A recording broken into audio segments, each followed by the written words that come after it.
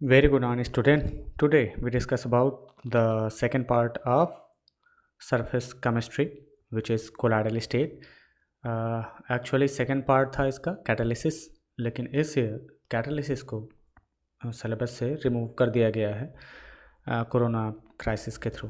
तो चलिए स्टार्ट करते हैं आज की स्टडी। तो आज है आपका कोलाइडल सब्सटेंसेस। अब बात करें कोलाइडल स्टेट, सिस्टम, कुछ भी इस तरह का अगर आपको समझ में आए तो आप सोच के चलिए कि वो कोई स्टेट नहीं, जैसे सॉलिड, लिक्विड, गैस होती है, कोई फिजिकल स्टेट नहीं, वो स्पेसिफिक कंडीशन है। मतलब उसमें सॉलिड में लिक्विड, लिक्विड में गैस, कुछ इस तरह का हेट्रोजेनियस सब्सटेंस होगा जो होमोजेनियस की तरह लगता है। अब आपको देखना है कि यहाँ पर कुछ चीज़ें दी गई हैं, हाँ, जिससे कि ये क्लियर होता है कि क्या दिख रहा है आपको। फर्स्ट यहाँ पर स्टार्ट करते हैं, ये बटर है। अब बटर है तो वो किस फॉर्म में है, आपको दिख सॉलिड के फॉर्म में होता है, लेकिन वो है लिक्विड इन लिक्विड, यानी ऑयल है, उसमें थोड़ा सा लिक्विड ऐड कर दिया गया है। सेकेंड देखिए, डो, घर में आपका आटा जो रहता है, अब आप उसमें सॉलिड सब्सटेंस होता है, उसमें वाटर ऐड करते हैं, वो बिल्कुल जेली की तरह होता है, तो ये भी एक तरीके से है। नेक्स्ट है आपका स्मोक।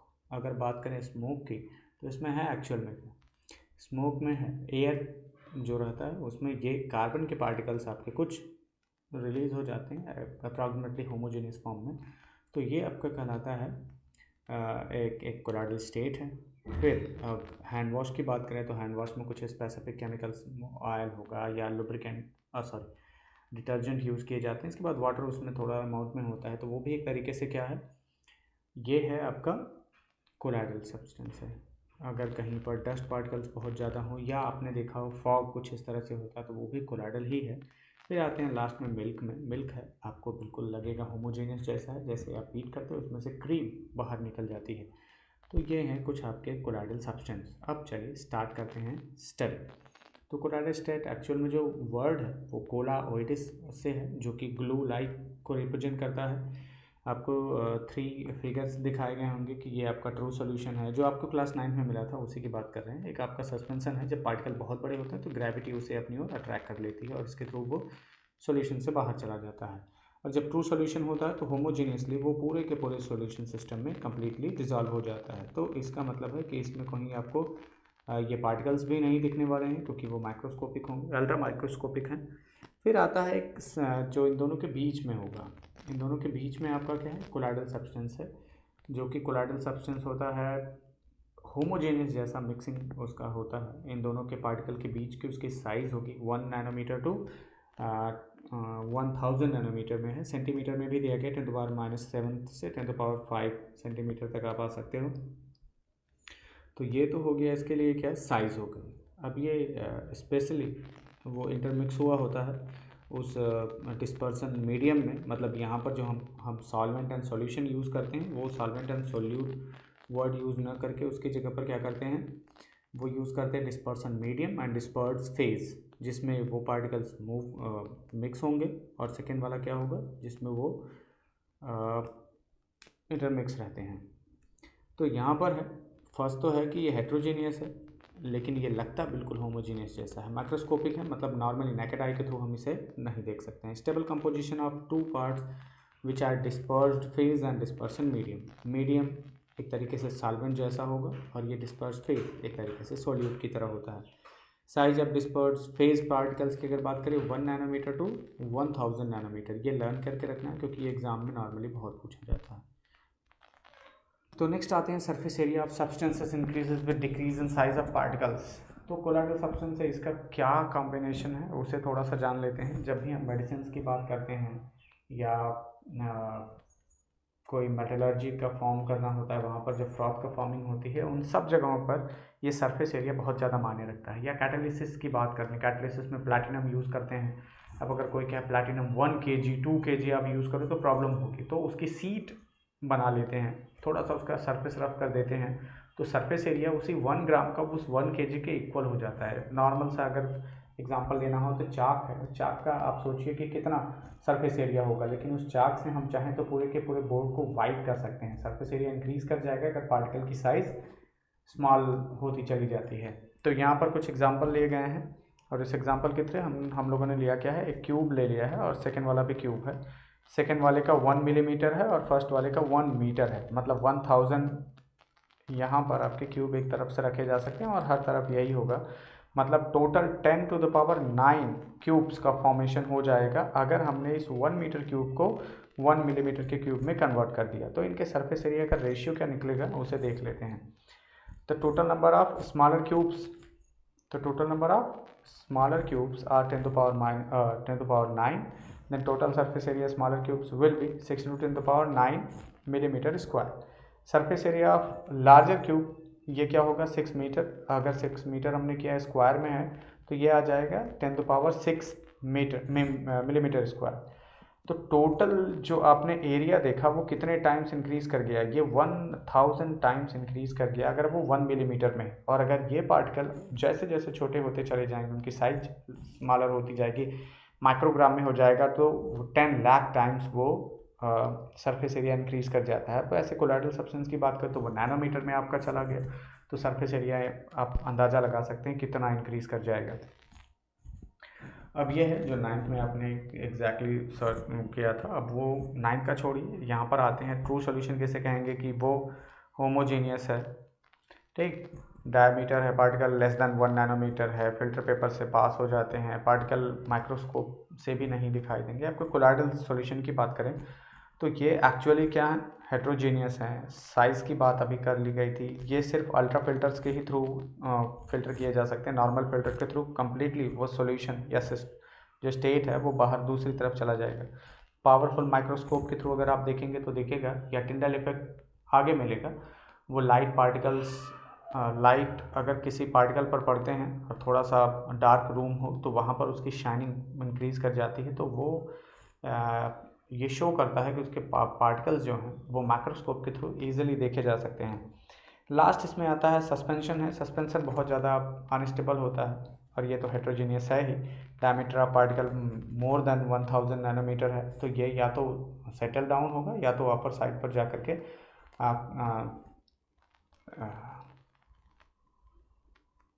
अपर साइज पे जा करके वहाँ पर स्टोर हो जाता है। जैसे वाटर में आपने कोई इम्प्योरिटी ऐड कर दी है जिनकी साइज़ मोर देन 1000 नैनोमीटर हो तो वो बिल्कुल नीचे आएगी। जैसे सैंड की बात करें, सॉइल की बात करें तो ये बिल्कुल नीचे आ जाएगा, और अगर वुडन पार्टिकल्स हैं तो वो थोड़ा सा ऊपर की तरफ आ जाएंगे। वो कम्प्लीटली उसमें हेट्रोजेनियस फॉर्म करेंगे, होमोजेनियस का फॉर्मेशन नहीं करते हैं।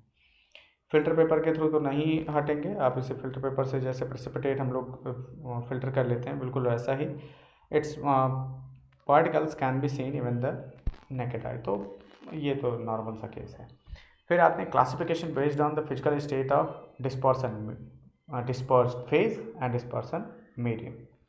तो disperse phase and dispersion medium की जो हमने बात की है उसे देख लेते हैं। यहाँ पर डिस्पर्स फेज यानी डी पी, फिर यहाँ पर है डिस्पर्सन मीडियम, ये हो गया आपका डी। उस स्पेसिफिक कोलाइड को कहेंगे क्या, वो है टाइप ऑफ कोलाइड। कुछ एग्जांपल्स होते हैं, एग्जांपल्स डेली लाइफ से ही को रिलेटेड होते हैं। तो अगर सॉलिड एंड सॉलिड है तो वो कहलाएगा solid salt. Some coloured glasses and gemstones इसी के थ्रू आते हैं, यानी सॉलिड सब्सटेंस सॉलिड में अगर ऐड किया गया हो तो। अगर आपसे कोई कहे ब्रास या एनी अदर एलॉय तो वो परफेक्ट सॉल्यूशंस का फॉर्मेशन करते हैं, इसलिए आप उन्हें किस में नहीं करोगे, कोलाइडल सब्सटेंस में वो ऐड नहीं होते हैं।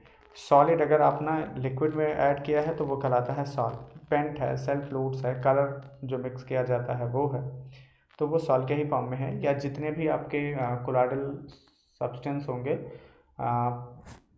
सल्फाइड और मेटल के जितने भी आपके कोलाइडल सिस्टम होंगे वो सब आते हैं इसी सॉल्ट में, मतलब ferric hydroxide salt, gold salt, platinum salt, ये सब आएंगे उसी के थ्रू।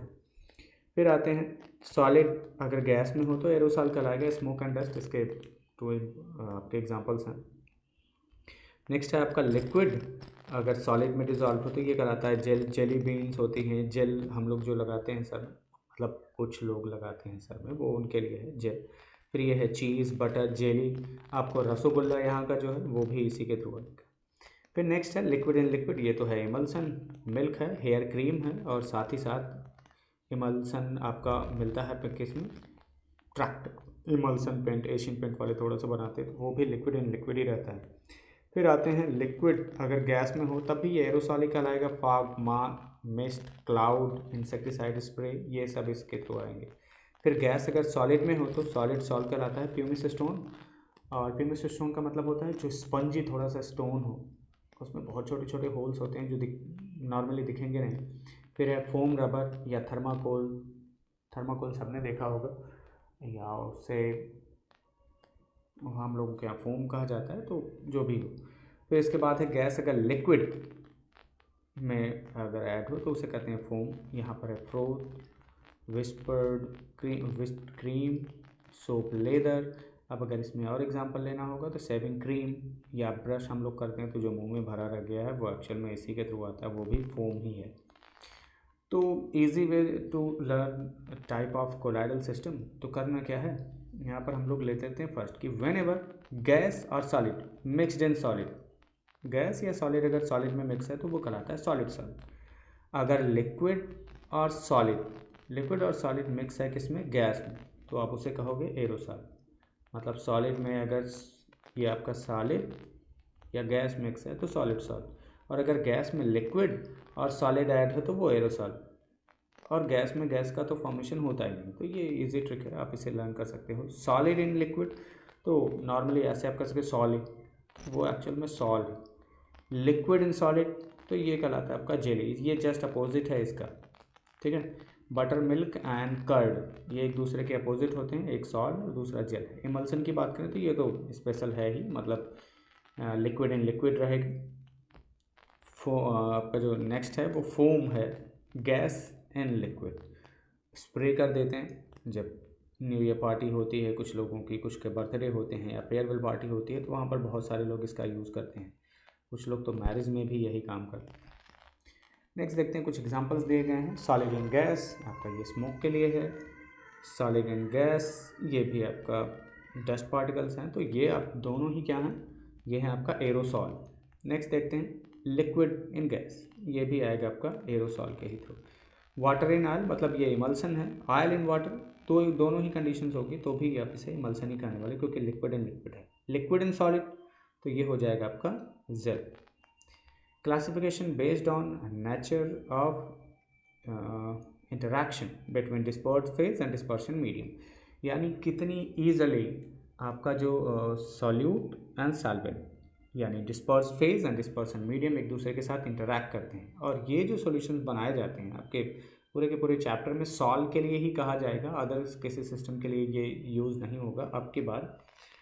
तो आते हैं, लायोफोबिक होता है और एक लायोफिलिक होता है। अगर लायोफिलिक की बात करें तो लिक्विड लविंग है, सेकेंड वाला क्या होगा, रिपेलिंग होगा, ठीक।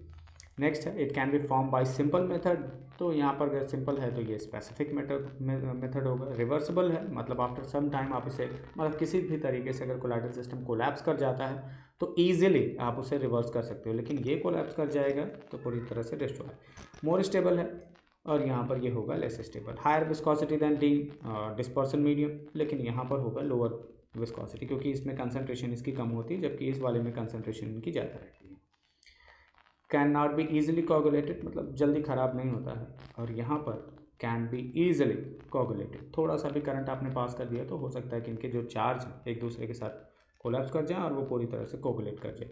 एग्जाम्पल की बात करें, गम सॉल है, स्टार्च है, सॉल जेलेटिन है, albumin, polymer, inorganic solvents, metal sulphide, salt, metal hydroxide etcetera, ये सब आपके रहेंगे लायोफोबिक के लिए।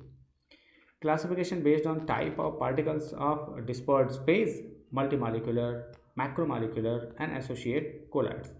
नाम से ही क्लियर हो जाता है, आप देखेंगे यहाँ पर कहा गया कि मल्टी मॉलिक्यूलर, मतलब ढेर सारे मॉलिक्यूल एक दूसरे के साथ कलेक्ट होने वाले हैं। मैक्रो मॉलिक्यूल मतलब उसके साइज बहुत लार्जर होगा। एसोसिएट का मतलब है वो स्पेसिफिक कंडीशन में ही आकर के एक दूसरे के साथ कॉम्बिनेशन करते हैं और फिर वो कोलाइडल सब्सटेंस का फॉर्म कर लेते हैं। चलिए देखते हैं कैसे। फर्स्ट है मल्टी मॉलिक्यूलर कोलाइड्स। अब डिफिनीशन और बाकी सारी चीज़ें बाद में करेंगे, पहले यहाँ नीचे का कुछ दिख रहा है उसे देख लेते हैं। ये सल्फ़र 8 है, मान लीजिए सल्फ़र 8। अब इन्हें अगर बफर कर दिया जाए तो ये लार्ज मॉलिक्यूल्स का जो फॉर्मेशन है वो कर लेते हैं। बहुत सारे जो मॉलिक्यूल्स हैं सल्फ़र 8 के वो एक दूसरे के साथ कॉम्बिनेशन कर लेते हैं, जबकि इनकी साइज़ क्या हो जाती है, बहुत लार्ज है। फिर क्या करते हैं, पीवीपी करते हैं, अब पीवीपी करने के बाद या आप इसे बहुत तेज़ी से चेक करते हो और स्पेसिफिक केमिकल्स मिलाने के बाद जो सब आपका कहते हैं कोलाइड का फॉर्मेशन करने के लिए यूज जो किया जाता है, अब इन्हें करने के बाद इसे तेज़ी से मूव किया जाता है। मूव करने के बाद ये पार्टिकल्स एक तरीके से छोटे छोटे पार्ट्स में कन्वर्ट हो जाते हैं। अब ये छोटे छोटे पार्ट्स जो होते हैं वो 15 to 30 नैनोमीटर के रेंज में हो गए। अगर 15 to 30 नैनोमीटर के रेंज में है मतलब वो कोलाइडल सिस्टम की तरह बिहेव करेंगे। अब आते हैं यहाँ पर कि एक्चुअल में क्या है। On dissolution large number of atom or smaller molecules, कुछ इस तरह से substance aggregated together to form specific having size colloidal range, जिनकी स्पेसिफिक साइज किसके रेंज में होगी, जो हम लोगों ने कोलाइडल पार्टिकल की बात की थी। तो ऐसे आपके क्या कहलाते हैं, मल्टी मॉलिक्यूलर कोलाइड्स कहलाते हैं। फॉर एग्जांपल आपका गोल्ड साल हो गया, प्लैटिनम साल हो गया, कुछ इस तरह से हैं, या सल्फर का ही हो जाए, तो ये एग्जांपल्स आते हैं इसके।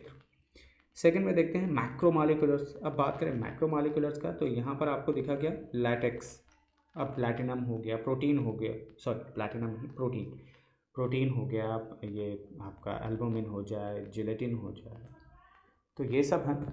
फिर सेकेंड वाले में देखें तो इधर आपका सिलिका जेल दिया गया है, बेसाल्ट, जियोलाइट, ये बुक में दिया गया है। तो ये एक तरीके से कोलाइडल की तरह बिहेव करते हैं लेकिन सॉलिड के फॉर्म में होते हैं, तो काउंटिंग नहीं होती नॉर्मली उनकी।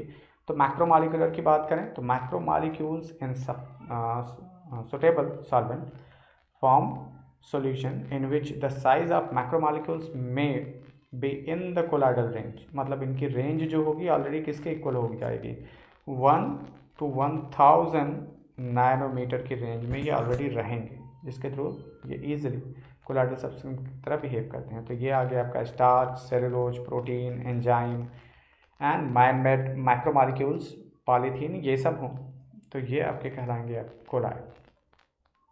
चलिए नेक्स्ट देखते हैं। तो थर्ड है एसोसिएट कोलाइड, मोस्ट इम्पॉर्टेंट है, और ये नोट अरुणेश सर का है। तो इसमें देखते हैं, यहाँ पर है आपके पास those colloids which behaves as normal strong electrolyte at low concentration but show colloidal properties at higher concentration. अगर कंसंट्रेशन उसकी कम होगी तो कोई फॉर्मेशन नहीं होगा, स्पेसिफिक कंडीशन में जाते ही उनकी कंसंट्रेशन इंक्रीज़ करती है, और जैसे कंसंट्रेशन इंक्रीज़ करेगी वो किसकी तरह बिहेव करने लगते हैं, कोलाइडल सब्सटेंस की तरह। और ये इन सब का एक दूसरे के साथ जो एसोसिएटेड फॉर्म होता है कोलाइड का, वो कहलाता है आपका मिसेल। अब ये मिसेल 3 डायमेंशनल होता है, और इसमें मोर देन 100 जो आपके मॉलिक्यूल्स हैं वो एक दूसरे के साथ कॉम्बिनेशन करके बन जाते हैं।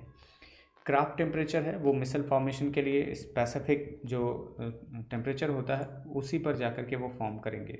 क्रिटिकल मिसल कंसंट्रेशन की बात करें तो कुछ स्पेसिफिक कंसंट्रेशन हो, जैसे 10⁻³ 10⁻⁴ to 10⁻³ मोल पर लीटर की अगर कंसंट्रेशन होगी तभी इनका फॉर्मेशन होने वाला है, या उससे ज़्यादा हो जाता है।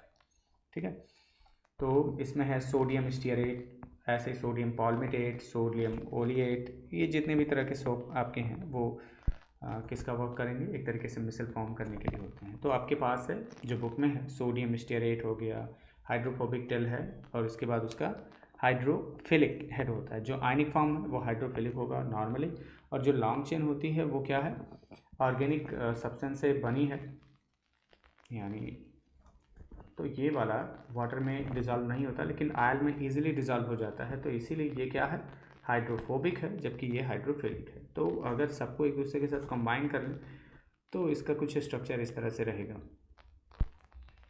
तो अब ये बन जाता है क्या, ये बन गया है आपका कुछ इस तरह से। जैसे ये बना तो आप देखेंगे आपको ये दिखेगा कि यहाँ सेंटर में कोई आयल ड्रॉपलेट है, और उसी के ऊपर जो आयल में डिज़ोल्व होने वाली उसकी टेल होती है वो इनके साथ कॉम्बिनेशन करके कुछ फॉर्म करती है। और जब मिसल की बात कर रहे हैं तो यहाँ पर 3 डायमेंशनल हो जाता है, एक्चुअल में 2 डायमेंशनल रिप्रेजेंटेशन के लिए है, नहीं तो एक्सप्लेन नहीं कर पाएंगे। फिर ये हो गया इसका आयल ड्रॉपलेट, और इसके चारों तरफ आपका जो हाइड्रोफोबिक वाला पोर्शन है वो आयल के साथ कंबाइन कर जाता है, और जो आयनिक पार्ट है वो बाहर की तरफ हो जाता है। तो ये वाटर में डिज़ोल्व हो जाता है और इसमें आयल डिज़ोल्व हो जाता है। तो जो मैल होती है, डस्ट पार्टिकल, नॉर्मली ग्रीस होता है, तो वो यहाँ से रिमूव हो जाता है। और इसका प्रोसेस भी दिया गया है कि क्लीनिंग इसका प्रोसेस कैसा है। तो सोप और डिटर्जेंट डिज़ोल्व इन वाटर, सबसे पहला काम तो यही है कि वो इसमें डिज़ोल्व हो जाता है।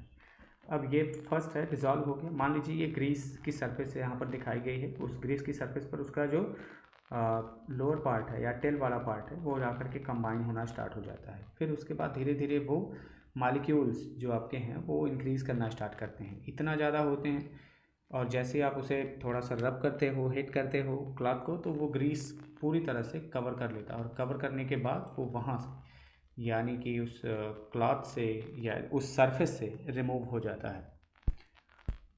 सेम यही प्रोसेस थोड़ा सा बीकर में ला करके दिखा दिया गया है कि ये होगा आपका ग्रीस वाला पोर्शन, ठीक। और फिर इसके बाद जो डर्टी क्लॉथ्स हैं वहाँ पर देखें बारी बारी से ये सर्फेक्टेंट मॉलिक्यूल्स आकर के ऐड होना स्टार्ट हो जाते हैं। और जैसे ये सब ऐड होंगे फिर से इनका कॉम्बिनेशन थोड़ा सा इंक्रीज़ करता है और इतना ज़्यादा हो जाता है कि ये यहाँ से क्या करते हैं, रिमूव कर देते हैं इसे। Preparation of lyophobic salt. तो सॉल्ट को किस तरह से प्रिपेयर किया जाए उसमें देखने के लिए है आपके पास केमिकल मेथड है, first method.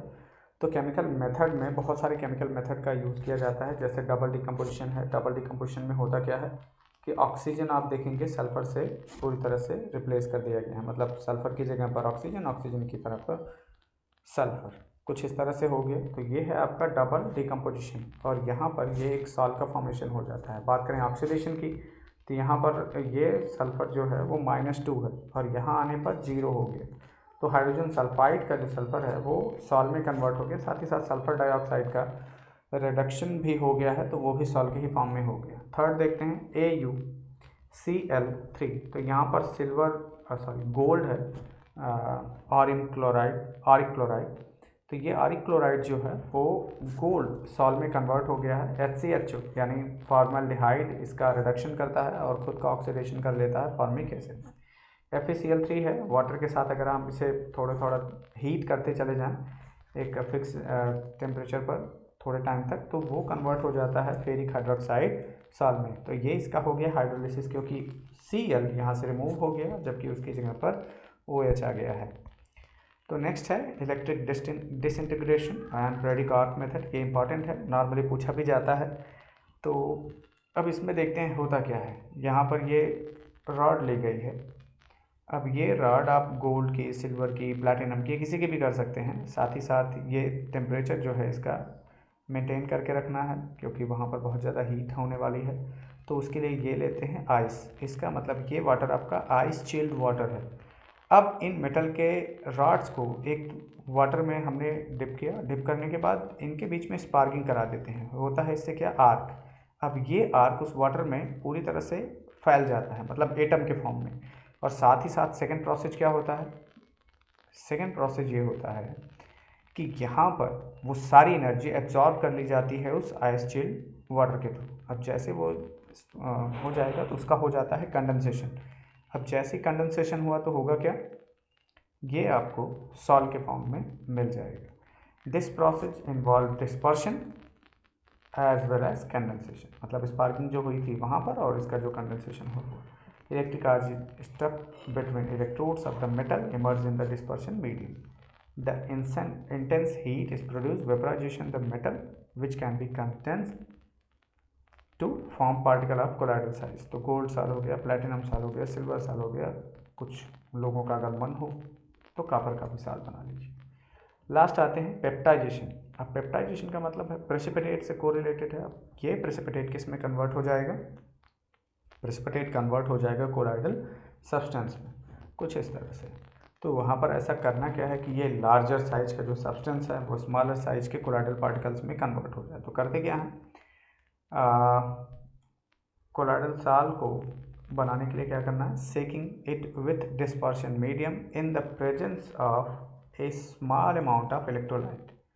The electrolyte used for this purpose called peptizing agent. जो हम लोगों ने इसका यूज़ किया है वो आपका कहलाएगा। अब एक्चुअल में हो क्या रहा होता है उसे देख लेते हैं। यहाँ पर होता ये है कि मान लीजिए एक एग्जांपल लेते हैं कि FeOH थ्राइस है मेरे पास, ठीक है। अब ये FeOH थ्राइस है किसके फॉर्म में है, प्रेसिपिटेट के फॉर्म में है, और हमने इसमें क्या ले लिया है इलेक्ट्रोलाइट, ये है FeCl3, स्मॉल अमाउंट में लेना है, और ये बदल जाएगा FeOH थ्राइस, और फिर इसके बाद एक लेयर बन जाती है जिसके ठीक ऊपर FeCl3 का चार्ज आ जाता है। इसके ऊपर क्या हो जा रहा है, सेलेक्टिव एड्जॉर्प्शन होता है। अब सेलेक्टिव एड्जॉर्प्शन क्या है, मतलब इसमें जो आयंस प्रेजेंट हो गए, मान लीजिए अगर हमने इसमें स्मॉल अमाउंट में NaOH यूज़ किया होता तो इसके ठीक ऊपर कौन सा आयन आ जाता, OH-, और ये जो कोलाइडल सब्सटेंस है वो क्या होता, नेगेटिव हो जाता। अभी Fe3+ इसके ऊपर आया है तो ये हो गया आपका पॉजिटिव। ये Cl थोड़ा सा रिमूव हो गया है, यहाँ पर था, तो ये Cl- यहाँ पर होगा। क्लियर, तो इतनी चीज़ें हो गई। अगर मैंने इसी के जगह पर क्या ले लिया होता, BaOH ट्वाइस। अब BaOH ट्वाइस तो कुछ बनता नहीं है, तो हम इसकी जगह पर क्या ले लेते हैं, BaSO4 ले लेते हैं। ये है बैरियम सल्फेट। अब बैरियम सल्फेट है, सबको पता है कि ये PPT यानी सॉलिड के फॉर्म में यहाँ पर होगा, और इसमें हमने स्मॉल अमाउंट में क्या ऐड कर दिया, BaCl2। सेलेक्टिव एड्जॉर्प्शन किसके थ्रू होगा, ये Ba जो होगा उसके थ्रू, यानी यहाँ पर क्या बनेगा, BaSO4, फिर एक लेयर जो लगती है, डबल लेयर इसे कहते हैं, तो इसके ठीक ऊपर आ जाएगा आपका Ba2+। अब इसके ऊपर एड्जॉर्ब कौन सा हो गया, बैरियम, और जो सॉल्यूशन में यानी डिस्पर्शन मीडियम में मूव कर रहा होगा वो होगा 2Cl-। तो ये मोबाइल फेज़ है जबकि ये स्टेबल फेज़ है। अब ये स्टेबल जो है ये डिसाइड करता है कि वो चार्ज इसके ऊपर कौन सा है, तो ये इसके ऊपर होगा पॉजिटिव चार्ज। क्लियर है।